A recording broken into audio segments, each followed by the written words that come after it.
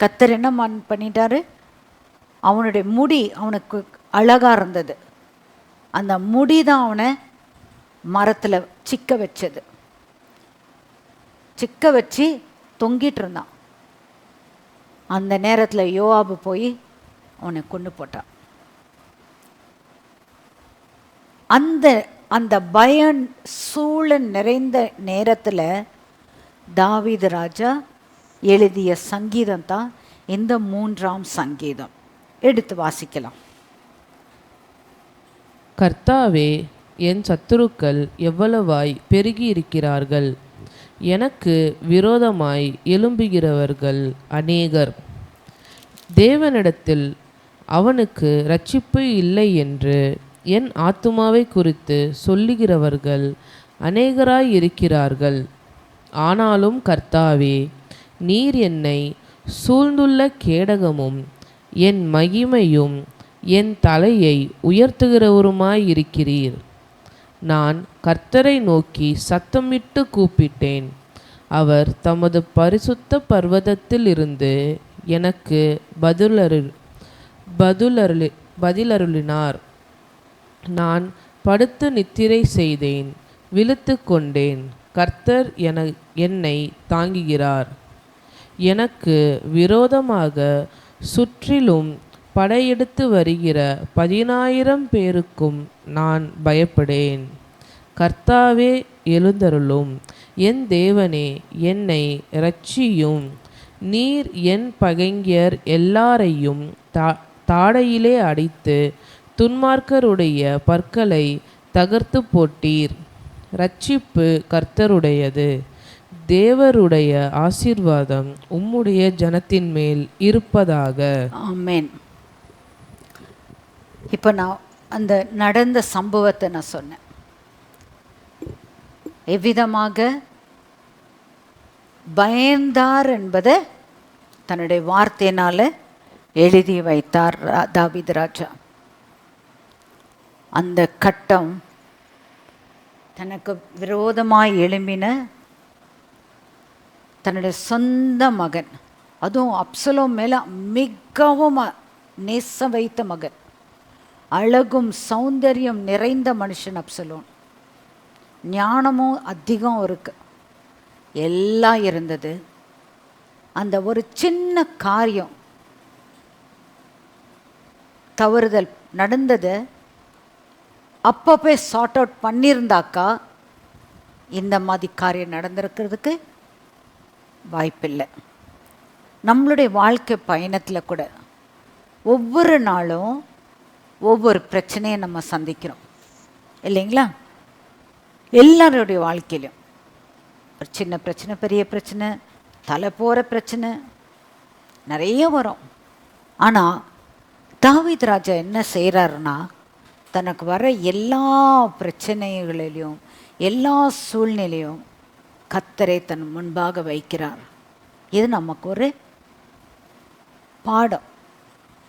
இந்த பாடத்தின்படி நம்ம என்ன செய்யணும்னா, நம்மளுடைய பிரச்சனைகள் வரும்போது, ஆண்டவரே எனக்கு ஒத்தாசை வரும் பர்வதமே, நான் உண்மை நோக்கி நான் கூப்பிடுறேன்ப்பா, எனக்கு உதவி எந்த மனுஷனும் செய்ய மாட்டான். ஏன்னா அவர் சொல்கிற வசனத்தை பார்த்தீங்கல்ல, 10,000 10,000s ஆஃப் பீப்புள் எனக்கு விரோதமாக எழும்பினாலோ நான் பயப்பட மாட்டேன். ஏனென்றால் கர்த்தர் என்னோட கூட இருக்கிறார். இன்னொரு ஒரு படி இன்னும் அதிகமாக சொல்லனா, என் முற்பிதாக்களோடு இருந்த தேவனாகிய கர்த்தாவே, ஆபிரகாமின் தேவன்.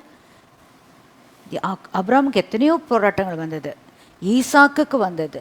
அவர் கிணத்து தோண்டிட்டு வருவார், அங்கே வாக்குவாதம் வரும், அந்த கிணத்தை மூடணும். மறுபடியும் கஷ்டப்பட்டு கிணத்து தோண்டி நல்ல தண்ணீர் வரும், அங்கே இருக்கிற ஊர் ஜனங்கள் வந்து அவர் ஊரை விட்டு வெளியில் அனுப்புவாங்க. இப்படியே நடந்தது, போராட்டம் வந்தது. ஆனால் அவர் நேரமும் கர்த்தரோடு இணைந்திருந்தார். ஈசாக்கு தேவனோடு இணைந்திருந்த மனுஷன். கடைசியாக ரெஹோபோத்தில் இனி எனக்கும் இந்த மனுஷரோட வாக்குவாதம் கிடையாது, இதை நான் விசுவாசிக்கிறேன், நான் தண்ணீரை வர்றதுக்கு துருவியை தோண்ட போகிறேன், கர்த்தர் எனக்கு ஜெயத்தை தர. அதே போல் கர்த்தர் அந்த இடத்துல ஜெயித்து தந்தார். யாக்கோபுக்கு போராட்டங்கள் வந்தது. எல்லா போராட்டத்திலையும் கர்த்தர் அவனோட கூட இருந்தார். அவரும் மாம்சீகமாக நிறைய காரியம் செஞ்சார். ஆனால் ஃபைனலாக கர்த்தர் என்ன அவருக்கு பேர் கொடுக்குறாரு? இஸ்ரேல்ன்ற பேர் கொடுக்குறாரு. நீ மனுஷனோடு தேவனோடு போராடி நீ ஜெயித்தாய். தாவீது ராஜாவும் அதே தான். அவர் வாழ்ந்த 70 வருஷமும் ஓடினாரு. இவனுக்கு பயந்து ஓடினார், சவுலுக்கு பயந்து ஓடினார், அப்சலோமுக்கு பயந்து ஓடினார், பிலிஸ்தீன்ஸுக்கு பயந்து ஓடினார், எல்லாம். ஆனால் ஒவ்வொரு கட்டத்தில் ஆண்டவர்கிட்ட கேட்பார், ஆண்டவரே நான் செய்யட்டுமா? கர்த்தர் சொல்லுவார், சரி மகனே நீ போ, நான் உன் கூட இருக்கிறேன். அப்போ ஒவ்வொரு விஷயம் அது நடக்கும்போது ஒரு பாட்டு பாடுவார், அவரை துதிப்பார், தேவனை ஆராதிப்பார். அப்போ தான் சொல்வார், என் வாழ்க்கை பயணத்தில் சிங்கம் எனக்கு முன்பாக வந்தது, தாடை எலும்பை வச்சு கிழிச்சு ஆட்டை கிழிக்கிற மாதிரி கிழிச்சேன். யார் கொடுத்தா பெலன்? தேவனை ஆராதிக்கும் போது தனக்குள்ளே ஆவியானுடைய வல்லமை தனக்குள்ளே வந்தது. நம்மளும் ஒவ்வொரு நாளும் தேவனை ஆராதிக்கும் போது பரிசுத்த ஆவியான நம்ம கொடுக்குற பெலன், நம்ம கொடுக்குற மன தைரியம் நம்மளை கரெக்டாக நடத்துவார், நேர்த்தியான வழியில் நடத்துவார். அதுதான் பெரிய அற்புதம், நமக்கு கிடைக்கிற மிகுந்த சமாதானம். தாவீது ராஜா சொல்கிறார் பாருங்க, என் சத்தத்தை உயர்த்தி தேவனே 4ஆம் வசனம் வாசிங்க. 3 நான் கர்த்தரை நோக்கி சத்தமிட்டு கூப்பிட்டேன், அவர் தமது பரிசுத்த பர்வதத்திலிருந்து எனக்கு பதிலருளினார். 3வது வசனம். ஆனாலும் கர்த்தாவே, நீர் என்னை சூழ்ந்துள்ள கேடகமும் என் மகிமையும் என் தலையை உயர்த்துகிறவருமாயிருக்கிறீர். அதாவது பிரச்சனை சால்வ் பண்ணுறதுக்கு முன்னதாகவே அந்த பிரச்சனைக்கு வெற்றி ஆண்டவர் கொடுத்துட்டாருன்னு சொல்லிட்டு மகிமை தேவனுக்கு கொடுத்துருவார். இதுதான் சீக்ரெட் ஆஃப் கிங் டேவிட். நான் செஞ்சேன்னு கிடையாது, கர்த்தர் எனக்காக செய்தார், கர்த்தர் எனக்காக செய்தார். கணத்திற்கும் துதிக்கும் ஸ்தோத்திரத்துக்கும் வல்லமைக்கும் பாத்திரர் என் தேவனாகிய கர்த்தர், சர்வ வல்லமை உள்ள தேவன். அவர் தான் செய்கிறார். ஒவ்வொரு மனுஷனையும் ஒவ்வொரு மனுஷனுடைய இருதயத்தையும் ஆளுகிறவர் தேவன். கர்த்தர் செய்தார். இது மட்டும் அல்ல, இது எல்லாத்தையும் முடிச்சுட்டு அவர் சொல்கிறார், என்னை கிட்ட வர்றது முடியாதபடி என்னை சூழ நீர் பாதுகாத்திருக்கிறீர். ஒரு சாட்சி சொல்லணும் உங்ககிட்ட. வாஷிங்டனில் பார்த்துருப்பீங்க, ஸ்னோ, அவ்வளோ ஸ்னோவாக இருக்கும். ஒரு ஆச்சரியமான காரியம், ஒரு மகளுடைய வாழ்க்கையில் அவள் ஜோம் பண்ணிட்டு காரை வச்சுட்டு வந்தாளாம். ஆண்டவரே நீங்கள் தான் பாதுகாத்துக்கணும், ஏன்னா அதனால ரெஸ்ட் ஆகுது எல்லாம் இருக்கே சொல்லிட்டு வந்திருக்காங்க. அடுத்த நாள் காலையில் போயிட்டு காருக்கிட்ட போய் பார்க்கும்போது பக்கத்தில் இருக்கிற எல்லா கார் மேலேயும் முழுமையாக ஸ்னோ இருக்கான், ஆனால் இந்த காரில் மாத்திரம் ஸ்னோ இல்லைன்னு ஃபோட்டோ பிடிச்சி அனுப்பிச்சிருந்தாங்க. அப்போ நான் பார்த்தேன், கர்த்தாவே எங்களை மாத்திரம் நீர் பாதுகாக்கலை, மனுஷராகிய எங்களை மட்டும் பார்க்கல, பாதுகாக்கலை, பராமரிக்கலை, எங்களுக்குண்டான உடைமைகளை கூட எவ்வளோ அழகாக நீங்கள் காத்திருக்கீங்க ஆண்டவரே.